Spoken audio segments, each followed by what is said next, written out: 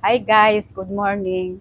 Ang gagawin natin ngayon ay magpipiliks tayo ng tatlong klase ng imperial. Ah, ito ito ay red imperial.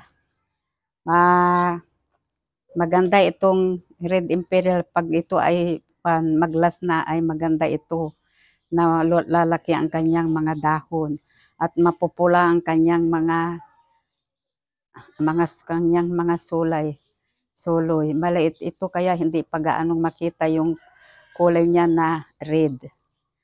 Ang next na naman ay ang green imperial.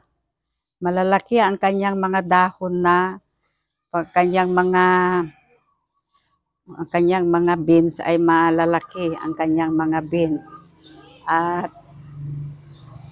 At maganda itong ikulik natin sa ating garden dahil maganda ito pag ito ay lumaki at naglas ay maganda itong green imperial.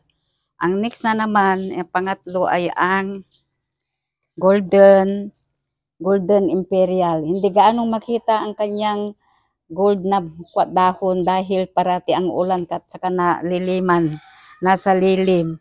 At pag umaraw ito ay babalik ang kanyang mga kulay na golden. Malalaki ang kanyang mga dahon na malalaki ang kanyang beans.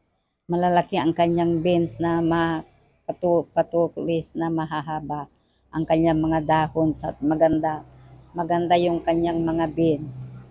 O itong lang na tatlo na klase na green imperial ang aking na-flex. At maraming salamat sa panonood. God bless. Thank you. God bless.